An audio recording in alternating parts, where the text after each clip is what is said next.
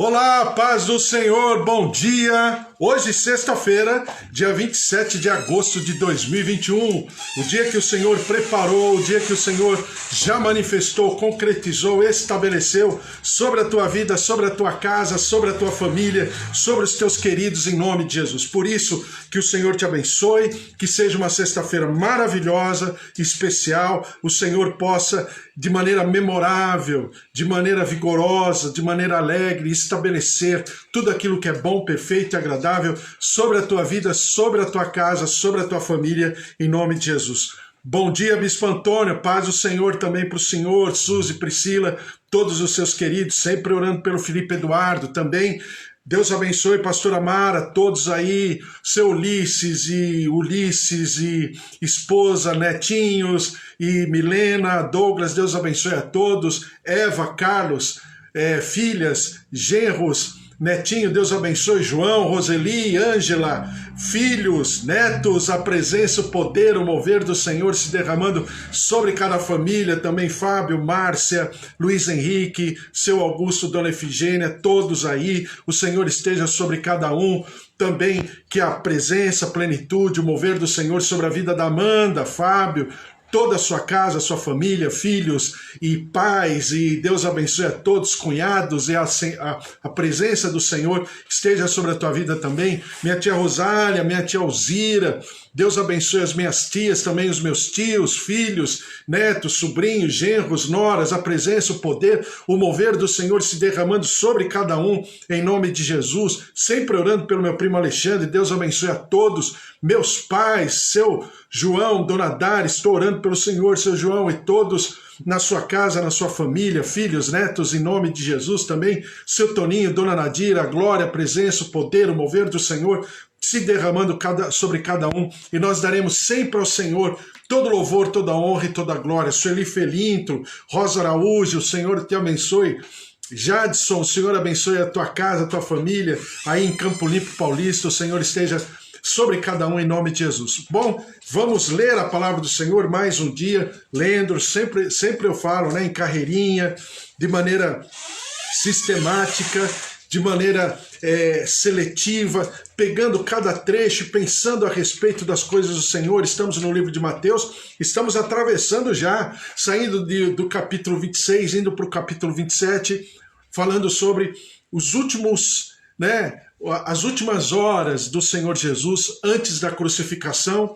Jesus já foi levado ao Sinédrio e a gente já pensou a respeito o que significava o Sinédrio de maneira política, religiosa, como eles fizeram de maneira completamente legal o julgamento de Jesus. Eles produziram testemunhos falsos que eles próprios, nem eles encontravam coerência, né? Eles contrataram as pessoas para testemunharem contra Jesus, mas não encontravam coerência. A própria Bíblia fala que não existia coerência. Então, você tinha toda essa situação. Oi, Alex, tudo bem? Deus abençoe você, sempre orando pelo teu ministério, pela tua vida e também pelo teu trabalho. Então, a gente percebe que não havia coerência, né? Mas, claro, que foi todo um julgamento orquestrado dos poderes, né, constituídos em Israel da época. Saduceus, composto na sua grande maioria, de sacerdotes, ou a gente poderia chamar de aristocracia sacerdotal, sacerdotes e toda a sua família e todos os familiares. Era um grupo muito forte, financeiramente falando, que ditava as regras e se utilizavam disso para benefício próprio, né, porque eram muito ricos. Também você tem os fariseus, que eram compostos pelos escribas e também pelos rabinos, mestres e também os próprios anciãos. Eram pessoas bem queridas junto ao povo, porque eram pessoas que ensinavam o povo, eram, vamos chamar aquilo que a gente pode chamar hoje de professores, né? Professores de escola. Sempre todos nós temos lembranças maravilhosas dos professores de escola, principalmente do ensino fundamental, da primeira infância. Então, esses fariseus, esses escribas, eles tinham uma simpatia do povo por causa disso, porque eles viviam junto à comunidade.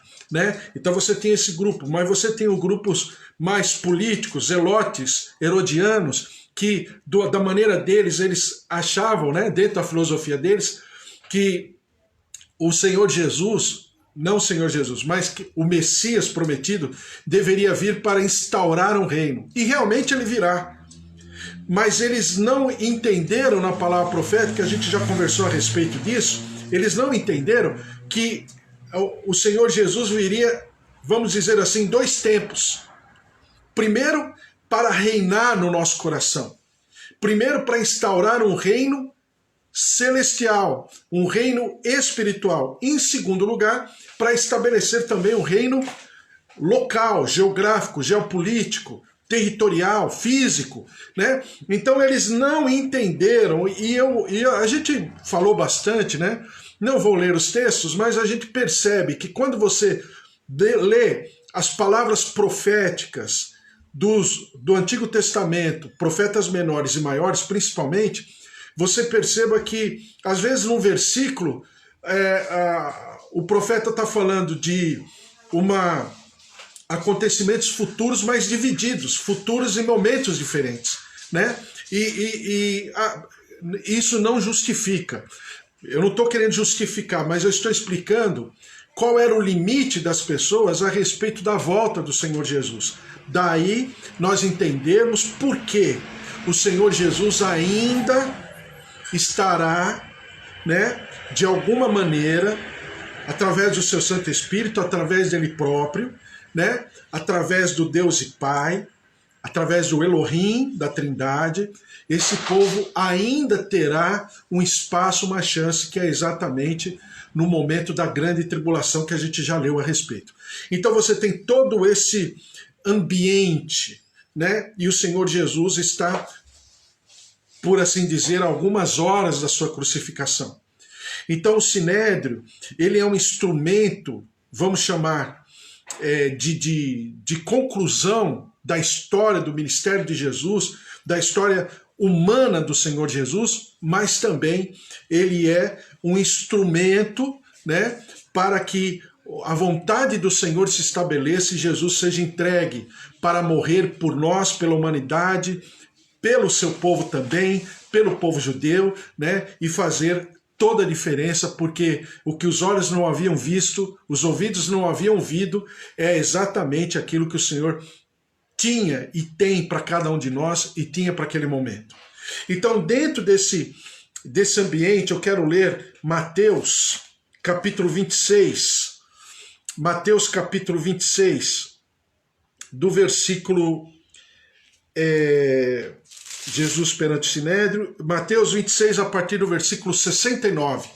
Eu só vou ler, porque a gente já conversou a respeito de Pedro, mas só para a gente andando de maneira linear, conforme eu sempre falo para você, né? Então a gente vai ler. Mateus capítulo 26, versículo 69, diz assim: Ora, estava Pedro sentado fora no pátio, e aproximando-se uma criada lhe disse: Também tu estavas com Jesus o Galileu. Ele, porém, o negou diante de todos, dizendo: Não sei o que dizes. E saindo para o alpendre, foi ele visto por outra criada, a qual disse aos que ali estavam: Esse também estava com Jesus o Nazareno. E ele negou outra vez com juramento: Não conheço tal homem. Logo depois, aproximando-se os que ali estavam, disseram a Pedro: Verdadeiramente, és também um deles, porque o teu modo de falar o denuncia. Então começou ele a praguejar e a jurar: Não conheço esse homem. E imediatamente cantou o galo. Então Pedro se lembrou da palavra que Jesus lhe dissera: Antes que o galo cante, tu me negarás 3 vezes. E, saindo dali, chorou amargamente. Só para a gente lembrar, o Senhor Jesus já havia profetizado isso. Pedro está tão somente tomando noção daquilo que ele estava fazendo, negando o Senhor Jesus. E a Bíblia fala que, antes que o galo, pelo menos no livro de Mateus, antes que o galo cantasse, ele negaria o Senhor Jesus 3 vezes. Exatamente aquilo que depois, em João 21, a gente vai ler, que o Senhor Jesus pergunta para Pedro: Pedro, você me ama? Apacenta as minhas ovelhas. Pedro, você me ama? Apacenta os meus carneiros. Pedro, você me ama? Apacenta as minhas ovelhas. Ou seja, você percebe o quê? Que o Senhor Jesus, para cada negativa de Pedro, o Senhor Jesus buscou, né? O pessoal, a pastora Amara, né? E todos que trabalham com o Ministério de Cura e Libertação, sabem o que significa o instrumento de cura da alma, o que significa a pessoa confessar.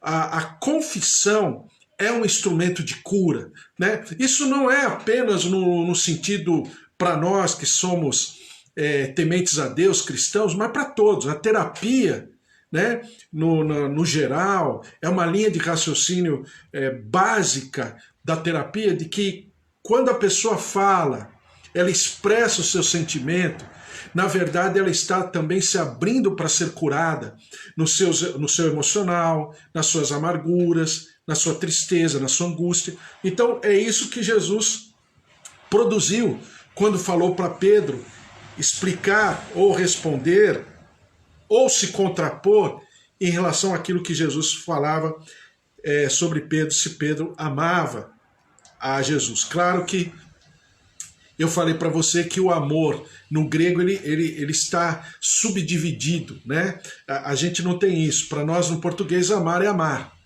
Ponto. Mas no grego existe o amor filéu, que é o amor de companheiro, tem o amor eros, que é o amor homem e mulher, e tem o amor ágape, que é o amor de Deus, né? O amor que vem da parte do Senhor. A gente chama de amor sacrificial.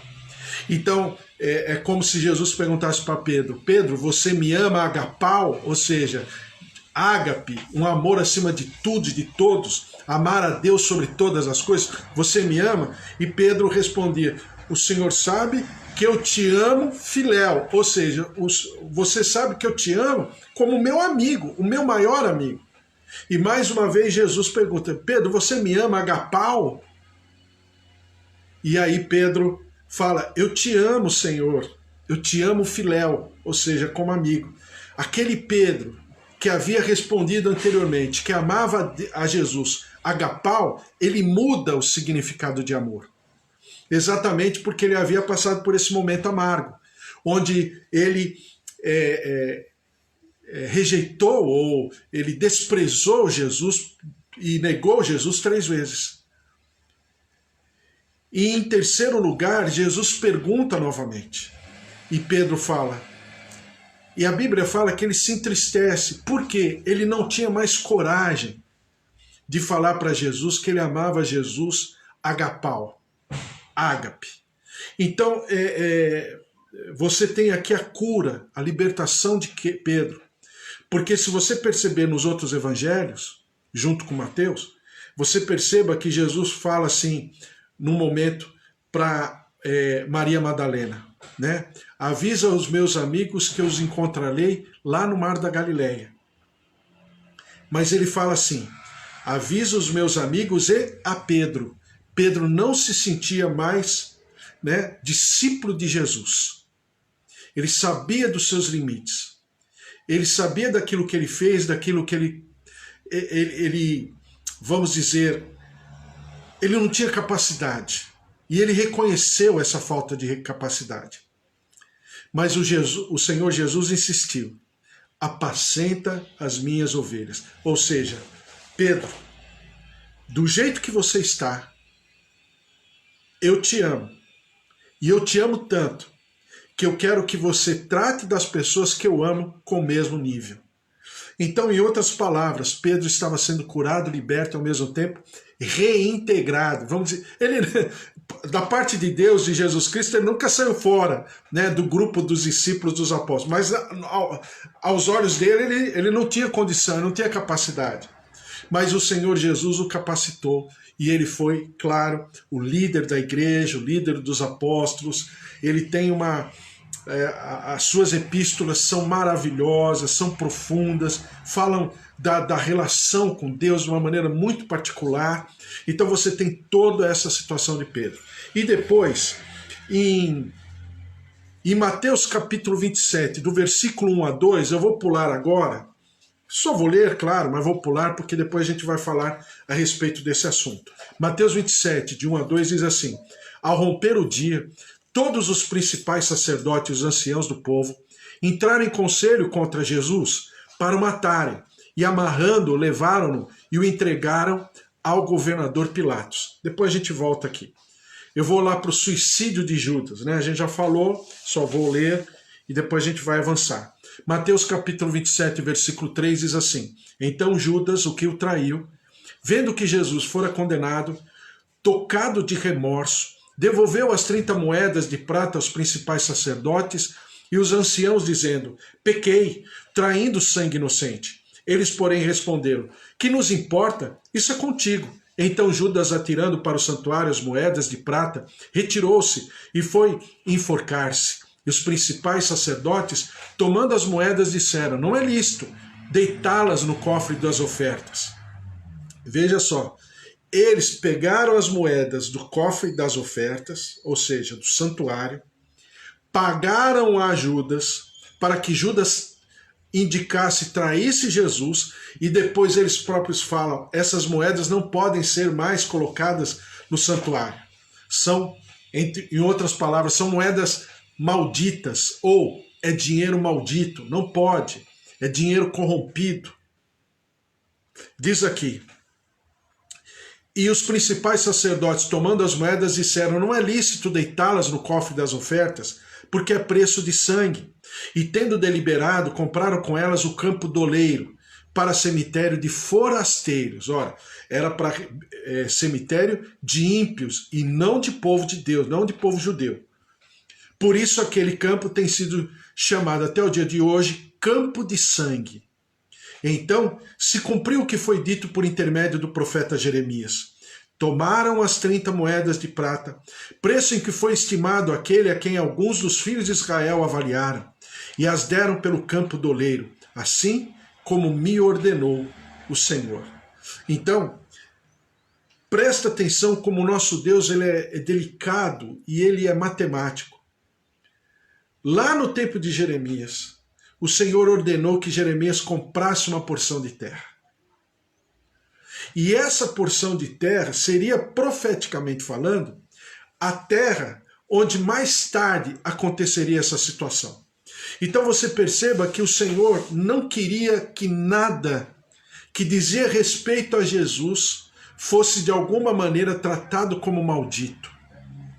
Tanto é que você sabe que após Jesus ter sido crucificado e morto, Nicodemos e José de Arimateia correm rapidamente para conversar com Pilatos, para Pilatos liberar o corpo antes que chegasse o sábado, que é o entardecer da sexta-feira, né? Começa o sábado. O calendário judaico, hebraico é lunar, né? Então antes que acabasse o dia, ou seja, antes que o sol se pusesse, eles queriam tirar Jesus para que o corpo de Jesus não atravessasse o sábado, porque se atravessasse o sábado não poderia ser retirado, e não sendo retirado seria considerado maldito. Então tudo aquilo que girou em torno de Jesus Cristo, não obstante o próprio Senhor Jesus, ainda que fosse crucificado, tratado como maldição, tratado como pecado, iniquidade, ele não era pecador, ele não era maldito e não era iníquo. Mas ele estava no nosso lugar. Então Deus se prepara há muito tempo. A Bíblia fala que antes da fundação do mundo, Deus se prepara para esse momento, para que Jesus pudesse se entregar no nosso lugar. E para nós terminarmos, eu falei sobre Maria de Betânia, Judas, Pedro e Jesus. Né? São os 4 personagens do capítulo 26 de Mateus. Para nós terminarmos, veja só o que significa a situação e qual a diferença entre Judas e Pedro. A diferença entre Judas e Pedro é que ambos negaram a Jesus. Ambos traíram a confiança de Jesus. Ambos tiveram todas as oportunidades, todo o espaço. Tiveram a presença física do Senhor Jesus ali com eles 3 anos.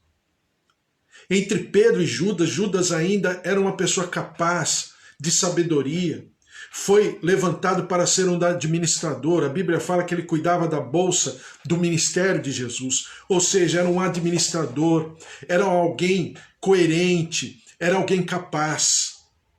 Mas tudo isso não foi suficiente para que ele pudesse converter o seu coração e enxergar Jesus como seu Salvador.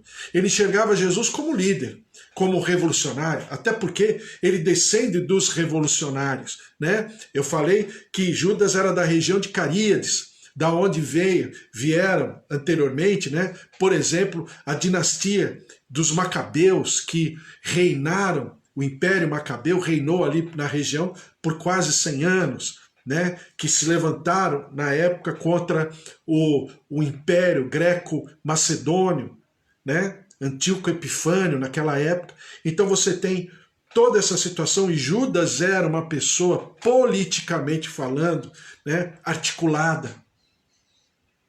Então Judas esperava de Jesus algo que Jesus tinha para dar, porque ele tem para dar, mas ele não entendia que Jesus não daria naquele momento, que era um governo, um reino geográfico, geopolítico, um reino que pudesse, né, fazer frente ao Império Romano. Não que ele não fará um dia. Está lá no Apocalipse, está lá no milênio. Claro que ele fará, mas não é esse momento. E Judas não entendeu. E Judas se frustrou, se desanimou, se desapontou. E por causa disso, com certeza, foram esses sentimentos que levaram Judas a fazer o que fez. Principalmente depois que Maria de Betânia derramou aquele incenso, aquela essência de alabastro, a essência de nardo num vaso de alabastro que ela derramou sobre Jesus, como de Jesus preparando ele para a sua morte. Então você tem Judas como nós, que muitas vezes nos frustramos e nos desanimamos. E como Pedro também, porque Pedro também se frustrou. Mas Pedro, ao contrário de Judas, encontrou o caminho do arrependimento. E Judas não. Judas parou no remorso. O que é o remorso? O remorso é entender racionalmente o que está acontecendo, mas não ir além. Não atravessar a barreira racional e ir para a barreira espiritual. E Pedro não. Pedro, a Bíblia fala que ele chorou amargamente. Ainda que ele não se sentisse mais digno de ocupar, né, as fileiras das amizades de Jesus, mas ele sabia quem era Jesus. Ele tinha consciência que Jesus era, sim, o Senhor e o seu Salvador, e o seu libertador, e o seu rei. Enquanto Judas foi se enforcar. Então nós precisamos ter a consciência de tudo aquilo que nós somos, que temos e que fizemos. Eu conversava com duas pessoas ontem, né, conversando a respeito. É claro que eu sei e conheço os meus erros. E eu falo que a maior punidade para um homem de Deus, uma mulher de Deus, que tem consciência dos erros, é conviver com aquilo. Haja vista o que Paulo deixa subentendido, de maneira subliminar, em muitos momentos da sua vida, porque ele consentiu com a morte de cristãos durante muito tempo. Então a maior punidade é consciência. Mas essa consciência, ela precisa encontrar um ambiente de reconciliação. Essa consciência precisa ser exposta diante do Senhor, para que nós possamos sim nos derramar e falar: Senhor, eu pequei. Exatamente como o filho pródigo fez. Pequei contra os céus, pequei contra o meu pai, né? Então, o filho pródigo, ele se abriu. E é por isso que ele adquire a bênção da primogenitura, contrariamente à tradição, à lei, né? E ele herda a primogenitura do seu irmão mais velho, porque ele reconheceu. É por isso que ele recebe as sandálias, a capa, o anel, que representa um poder, uma autoridade estabelecida e transferida do seu pai. Então, eu sempre falo para você, o Senhor não está preocupado com o tamanho do meu pecado, mas ele se preocupa sim com o tamanho do meu arrependimento. O que faz a diferença não é o tamanho do pecado, se ele é maior, se é menor. Somos seres humanos. A questão toda é qual é o tamanho do meu arrependimento. Pedro encontrou o caminho do arrependimento no mesmo nível do seu pecado, acima do seu pecado.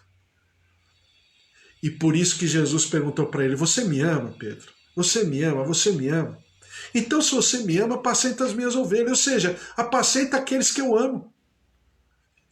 Mas Pedro não se encontrava mais naquele momento, aquele Pedro precipitado, falador, aquele Pedro líder, administrador, aquele Pedro que, né, tinha uma vivacidade, era vigoroso, tudo que ele fazia era de maneira intensa. E Pedro mudou completamente depois que ele negou a Jesus 3 vezes, chorou amargamente, porque ele encontrou o caminho do arrependimento. E o arrependimento dele, com certeza, foi muito além do que aquilo que ele havia cometido de pecado. Então, como Davi, Pedro e tantos outros, aliás, a Bíblia inteira, o próprio Elias e todos os outros, Moisés, qual a diferença deles, Abraão? Porque erraram. Porque enfiaram os pés pelas mãos tantas vezes, de várias maneiras. Mas eles encontraram o caminho do arrependimento. A Bíblia fala lá em Isaías 35 que é um caminho santo. E quem passar por ele, quem se propor andar por ele, não se desviará, nem para a direita e nem para a esquerda. É um caminho santo. Ainda que o louco passe por ele, não se desviará. Então, eu estou terminando esse bloco aqui, né? Claro que a gente vai continuar, mas só para a gente pensar de que o caminho do arrependimento é o caminho da nossa libertação, da nossa cura, da nossa restauração e principalmente da nossa constituição. Pedro, você me ama? Apacenta as minhas ovelhas. Ou seja, Pedro, não é para você sair de nada. Não, pelo contrário, agora você foi capacitado a viver tudo aquilo que eu tenho para você, Pedro. É o contrário. Em outras palavras, o Senhor dizendo para Pedro: eu conheço os teus limites, Pedro, e nem por isso eu deixei de te amar. Ou você acha que você me surpreendeu em algum momento? Não, lógico que não. Mas você me ama, Pedro. Então a diferença é que você ama o Senhor. Nós amamos ao Senhor. A Ele toda a honra, a Ele toda a glória, a Ele todo o domínio, a Ele toda a majestade. Ele é o caminho, Ele é a verdade, Ele é a vida. E a Bíblia fala que quando nós nos propomos andar por esse caminho, é o caminho santo, é o caminho do arrependimento. O arrependimento junto à graça do Senhor. A graça vem da parte dele, o arrependimento vem da nossa parte. Quando conecta um com o outro, então não tem para ninguém. Então a graça do Senhor seja realmente a inspiração da tua salvação, da tua cura, da tua restauração, do teu chamado e aquilo que o Senhor tem sobre a tua vida e através da tua vida, sobre os teus queridos, a tua família, e nós possamos viver aquilo que é bom, perfeito e agradável em nome de Jesus. Glória a Deus! E amanhã a gente continua a falar mais sobre o Senhor Jesus e mais sobre, né, essas últimas horas, sobre Mateus agora capítulo 27 em diante, quando fala de Jesus entrega a Pilatos, depois ele julgado, depois entrega aos soldados e todo aquele caminho, o caminho da via dolorosa, como alguns chamam, né? Vamos orar, colocar tudo isso diante do Senhor. Você tem uma sexta-feira maravilhosa e que você tenha um dia maravilhoso e o Senhor se manifeste poderosamente sobre a tua vida e através da tua vida. Vamos orar? Senhor, nosso Deus, nosso Pai, nós te louvamos e te agradecemos por tudo aquilo que o Senhor tem feito e realizado. Quem seríamos nós? Ou o que seríamos nós? Porque só o Senhor tem palavra de vida eterna. Só o Senhor pode encontrar em nós um resquício, um ambiente da tua graça, da tua presença, do teu poder, para que nós possamos nos converter a cada dia e nos derramar a cada dia, encontrando esse caminho, o caminho do arrependimento. É um caminho santo. Por que é santo? Porque ele é perfeito? Aos teus olhos é, mas aos nossos nem sempre. Mas do outro lado, nós nos propomos andar por esse caminho. Um caminho que nos levará à nossa restauração, à nossa redenção completa, à plenitude da vida abundante, à plenitude do teu amor. Senhor, que nós tenhamos da tua parte a misericórdia, a compaixão, para traçarmos, andarmos por esse caminho que o Senhor pavimentou lá desde Isaías, do livro de Isaías. Senhor, um caminho, ó Deus, que possamos andar, um caminho que nos leve à maturidade, ao entendimento, à compreensão de todas as coisas e possamos viver aquilo que é bom, perfeito e agradável. Por isso, ó Senhor, em nome de Jesus, derrama-te e juntamente conosco toda a nossa casa, a nossa família, todos os nossos queridos que estão aqui, a Cida, também filhos, nora, a presença, o mover, o poder sobre cada um de nós.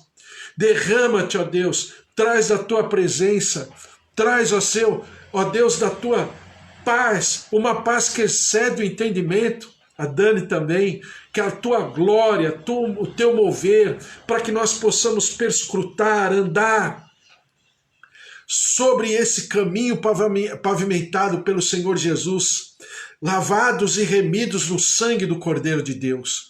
Porque, Senhor, em nome de Jesus, o que seria de nós se não fosse o Senhor? O que seria de nós se não fosse a tua misericórdia? Porque foi o Senhor que nos tirou das trevas para a sua maravilhosa luz. Foi o Senhor que nos socorreu, nos retirou, não pertence a nós. Foi o Senhor, mas nós precisamos desesperadamente do Senhor para darmos continuidade e andarmos, ó Deus, como Davi, Moisés, Elias e tantos outros, próprio Pedro, Maria de Betânia e tantos outros, Maria Madalena, encontraram esse caminho e sobre ele andaram de maneira digna, soberana e viveram tudo aquilo que o Senhor tinha por realizar sobre e através da vida deles. Assim seja sobre a nossa vida, o nosso chamado, a nossa constituição. Ó Deus, nós te clamamos pela nossa família, nossos queridos, filhos, netos, sobrinhos, genros, noras, marido, esposa, pais, avós, idosos. Ó Deus, derrama-te, ó Deus.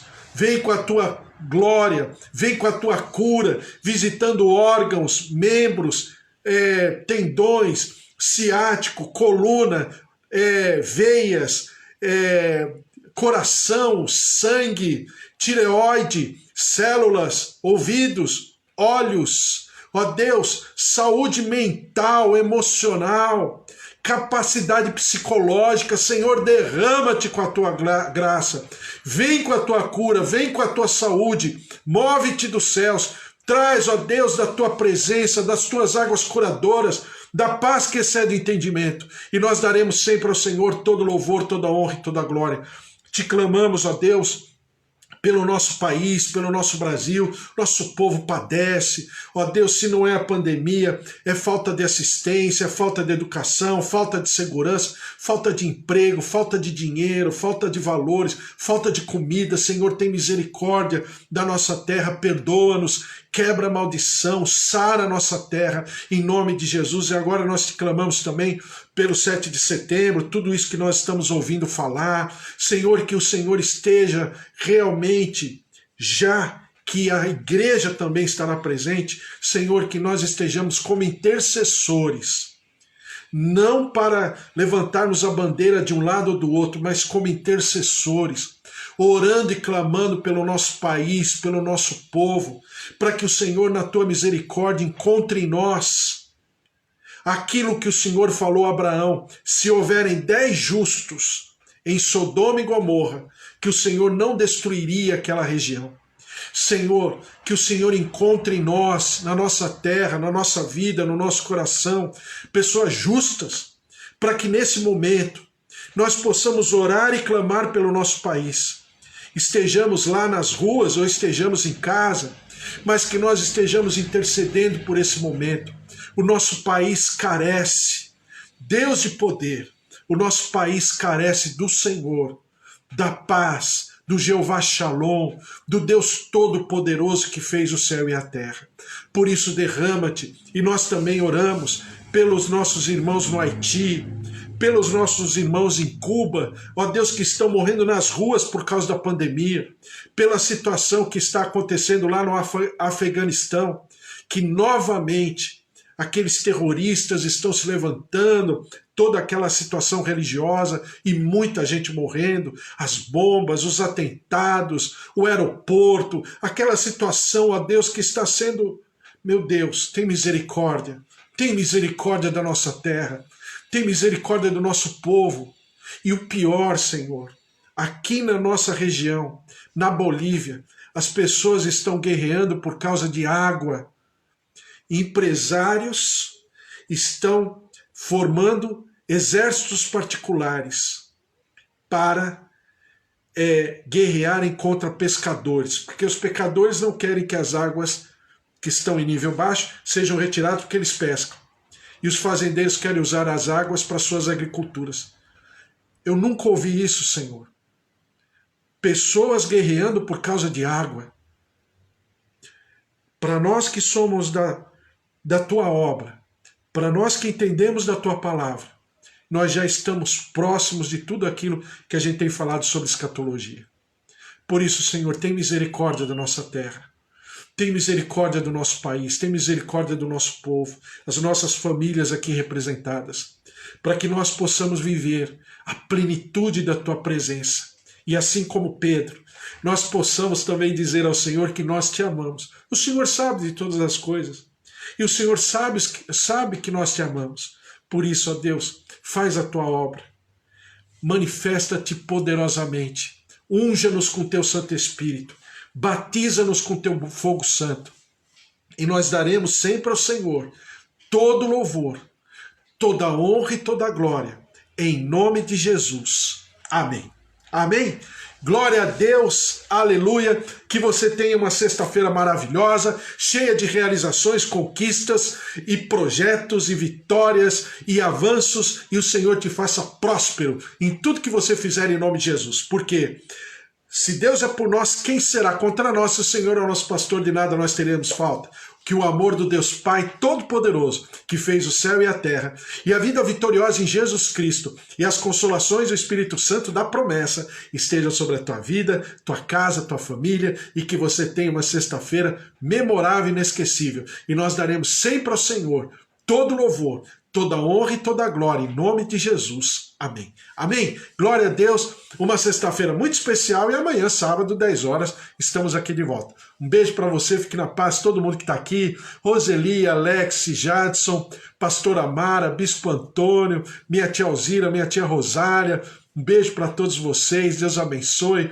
Também Danica, né? Deus abençoe. É Danica? Acho que é Danica que a gente chama, né? Danica, um beijo para você, Deus abençoe. Estou orando pelo teu trabalho, pela tua disposição de servir ao Senhor e principalmente para outras condições financeiras, materiais e profissionais, viu, Dani? Deus abençoe a todos, um beijo para vocês, até amanhã. Fica na paz, tchau, tchau.